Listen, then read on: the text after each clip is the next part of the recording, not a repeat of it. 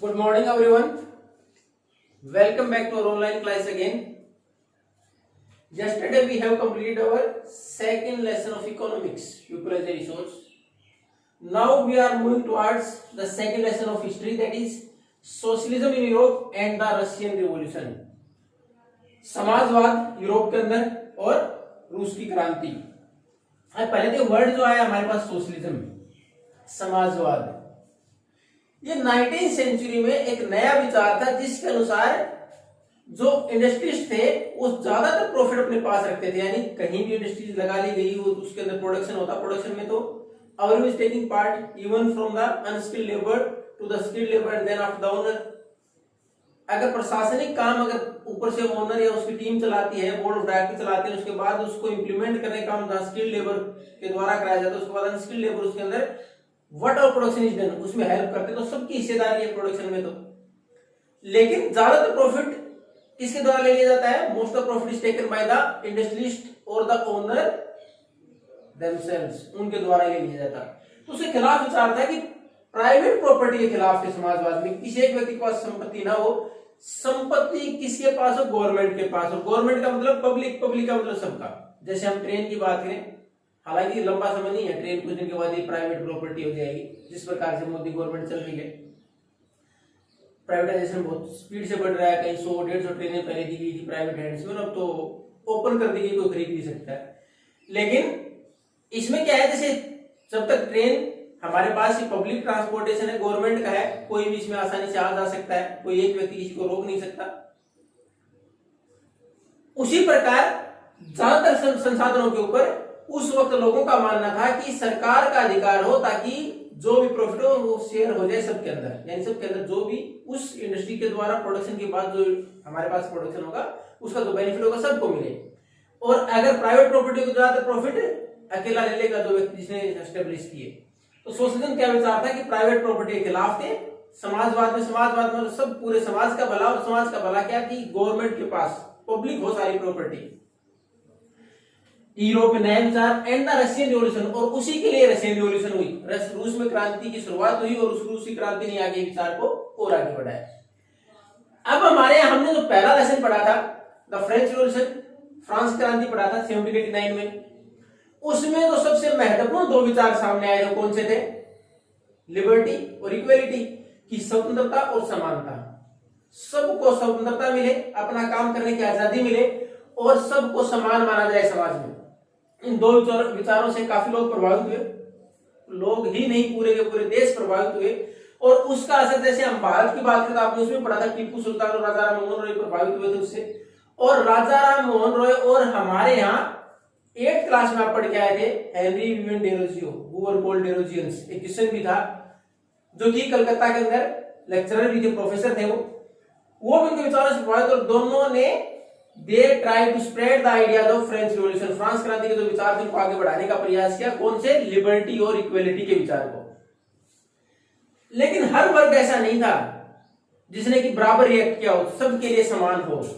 यानी किसी भी चीज के ऊपर अगर हमारे पास 20, 30, 50 लोग इकट्ठे हैं, हम उनसे किसी टॉपिक के बारे में बात करेंगे तो सबके विचार एक जैसे हो, कोई जरूरी नहीं है। और जरूरी नहीं क्या होता ही नहीं है, कहीं ना कोई डिफरेंस होता है। तो उसी प्रकार समाज में सबके लिए एक जैसे विचार नहीं थे, बहुत सारे लोग थे, उन्होंने अलग अलग तरीके से रिएक्ट किया उसके प्रति। कुछ लोग तो वो उन सुधारों को मानते थे कि हाँ ऐसे सुधार होने चाहिए और जल्दी होने चाहिए, और कुछ लोग उसका विरोध करते थे कि सुधार हो लेकिन gradual shifting should be there, कि धीरे धीरे हो। तो इसी में हमारे सामने उस वक्त महत्वपूर्ण 3 वर्ग थे। इसमें लिबरल्स,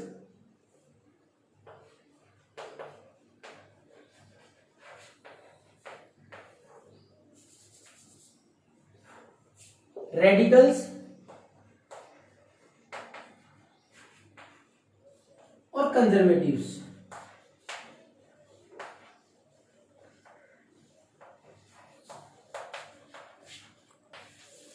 ये 3 जो अलग अलग रिएक्शन आए उस फ्रांस की रिवॉल्यूशन के बाद, फ्रेंच रिवॉल्यूशन के बाद, फ्रांस क्रांति के बाद, ये क्या कुछ सुधार होने चाहिए, किस प्रकार होने चाहिए और कौन से सुधारों को इंप्लीमेंट किया जाए। उसमें ये 3 प्रकार के हमारे समाज में वर्ग जिन्होंने अलग अलग रिएक्ट किया। लिबरल्स वो चाहते थे कि they were totally against the absolutist power of the monarch, कि राजा के हाथ में कोई पावर न रहे कि अपनी मर्जी से डिसीजन ले, यानी राजतंत्र के खिलाफ थे। उसके बाद दे, और उनकी जो सोच थी, they also in the favour of individual freedom, प्रत्येक व्यक्ति को आजादी मिले, स्वतंत्रता मिले, यानी अपनी मर्जी से काम कर पाए वो। उसके साथ साथ इन्होंने जो प्राइवेट प्रॉपर्टी थी, हालांकि इसके खिलाफ नहीं थे, लेकिन इनका मतलब ये लिबरल थे, तो इन्होंने हर जगह छूट दी। They were against the universal adult suffrage, लेकिन उस सबको वोट का अधिकार नहीं देना चाहते थे। वोट का अधिकार किसको चाहते थे? Only the propertied section of the society, specially man, केवल पुरुषों को मिले जिनके पास प्रॉपर्टी है। तो लिबरल्स राजा की जो राजतंत्र है उसके ऊपर कंट्रोल, नियंत्रण चाहते थे कि ऐसी सरकार न हो। Parliamentary form of government should be there, इस प्रकार की सरकार जो चुनी गई हो, पार्लियामेंट के तहत चलती हो। लोगों को इंडिविजुअल फ्रीडम के ऊपर फोकस किया कि प्रत्येक व्यक्ति को आजादी मिले, लेकिन वो वोट के अधिकार की जहां बात थी तो डेमोक्रेट्स की तरह, लोकतांत्रिक जो विचारों के लोग उनकी तरह ये नहीं चाहते सबको वोट का अधिकार दे दिया जाए। ये महिलाओं के वोट के खिलाफ भी थे और पुरुषों में भी गरीब वर्ग के खिलाफ थे कि केवल जिसके पास प्रॉपर्टी है उसी को अधिकार मिले।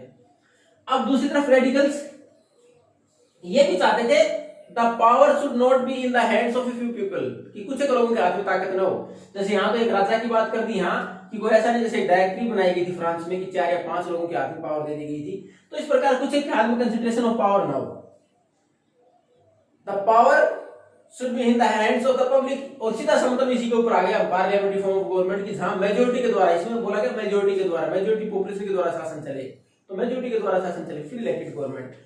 इसमें और इसमें एक जो अंतर सबसे बड़ा था वो अंतर यह था कि liberals were not in the favour of universal suffrage, ये चाहते थे वोट का अधिकार सबको मिले। Even they were in favour of the right to vote to the women, ये महिलाओं के वोट के पक्ष में भी थे। ये भी प्राइवेट प्रॉपर्टी के खिलाफ नहीं थे हो, लेकिन ये जरूर चाहते थे कि प्रॉफिट है उसका हिस्सा लेबर तक जाए। अब कंजर्वेटिव्स ये इन दोनों के खिलाफ थे। Conservatives were totally against liberals as well as radicals, वो नहीं चाहते थे कि ये इतना बड़ा सुधार की अगर बात करते हैं कि monarchy form of government should not be there, there must be an elected government, new institutions were set up to run the government, और राइट टू वोट, ये इन सब के खिलाफ थे। ये चाहते तो पुरानी व्यवस्था है वो बनी रहे, we must respect that particular system, हमें उसका सम्मान करना चाहिए पुरानी व्यवस्था का। If the changes to be there and the changes to be done there, अगर कोई सुधार करना है, gradual shift should be there, अगर बदलाव करना तो बहुत स्लो हो, इस तरह से बदलाव की बात नहीं कर सकते अचानक से कि हमारी नई ट्रांसफॉर्मेशन हो जाए सोसाइटी की या गवर्नमेंट की। तो ये इनके खिलाफ थे, ये चाहते थे कि एक तो बदलाव नहीं हो तो भी सही है, अगर हो तो बहुत स्लो, जो हमारे यहाँ जो चेंजेस हैं शुड बी देयर, कि slow changes should be there, कि बहुत कम बदलाव, gradual shift should be there, कि धीरे धीरे हो। और they were totally against the right to vote, वो राइट टू वोट के बिल्कुल खिलाफ थे। तो ये तो 3 हमारे वर्ग जिन्होंने अलग अलग रिएक्ट किया। तो रशियन रिवॉल्यूशन में, यानी हमने फ्रेंच रिवॉल्यूशन से कुछ महत्वपूर्ण विचार हमें मिले थे लिबर्टी और इक्वेलिटी के, उनमें अलग अलग देखा हमने समाज में कई कितने प्रकार की सोच होती है, उसमें 3 वर्ग हमने डिवाइड किए, लिबरल्स, रेडिकल्स और कंजर्वेटिव्स, उनकी क्या सोच थी। अब उसके बाद हमारे पास थी इंडस्ट्रियल सोसाइटी।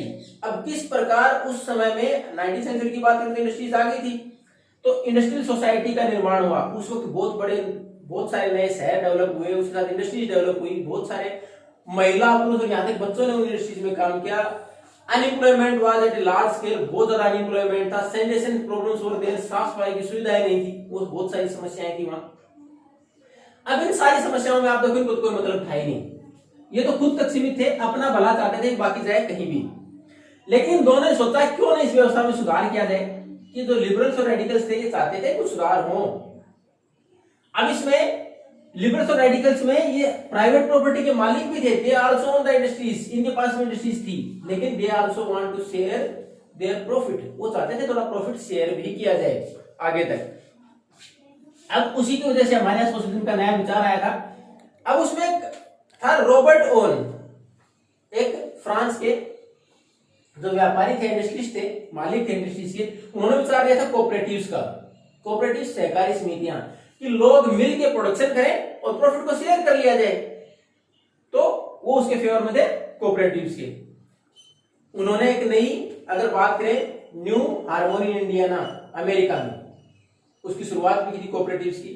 तो इस प्रकार हमारे यहाँ अगर बात करें रशियन रिवॉल्यूशन की, तो पहले तो हमारे पास अलग अलग वर्ग जिनकी सोच अलग अलग थी, उसके बाद किस प्रकार की शुरुआत हुई कि जैसे इंडस्ट्रियलाइजेशन आया, इंडस्ट्रियलाइजेशन के बाद वहां बहुत बड़े बड़े शहर का डेवलप हुए, वहां बहुत सारे लोगों ने काम किया, चाहे महिलाएं थे, चाहे पुरुष थे, चाहे बच्चे तो काम करते थे, इंडस्ट्रीज में एम्प्लॉयमेंट बहुत ज्यादा था, सैनिटेशन प्रॉब्लम्स थी, उन सारी सुविधाओं, उन सारी समस्याओं से बाहर निकलने के लिए ज्यादातर इन दो वर्ग ने फोकस किया। इन्होंने माना कि प्राइवेट प्रॉपर्टी, ऐसा नहीं है कि बिल्कुल उसके खिलाफ है, लेकिन प्राइवेट प्रॉपर्टी पे पब्लिक प्रॉपर्टी पर फोकस किया गया कि प्रॉपर्टी का जो शेयर है और इंडस्ट्रियलाइजेशन का जो शेयर है, जो भी प्रॉफिट का शेयर हो, किसमें लोगों तक डिवाइड हो। और उसके साथ साथ इन्होंने फोकस किस चीज के ऊपर किया कि कोऑपरेटिव्स हो, सहकारी समितियां हो, जिसमें कि लोग मिलकर प्रोडक्शन करें और प्रॉफिट को शेयर करें। अब इसके बाद जो हमारे पास समाजवाद का विचार है किस प्रकार आगे बढ़ा, किन ग्रुप ने इसको आगे बढ़ाया, उनकी सोच क्या क्या थी, किस प्रकार समाजवाद में दो अलग अलग ग्रुप थे, we are going to continue in the next class. तो हमारे यहाँ जितने भी हमने पढ़े इसके बारे में, बाकी का अगर आपको कुछ if you have any doubt, you want to ask anything, then you can ask. Thank you, have a nice day.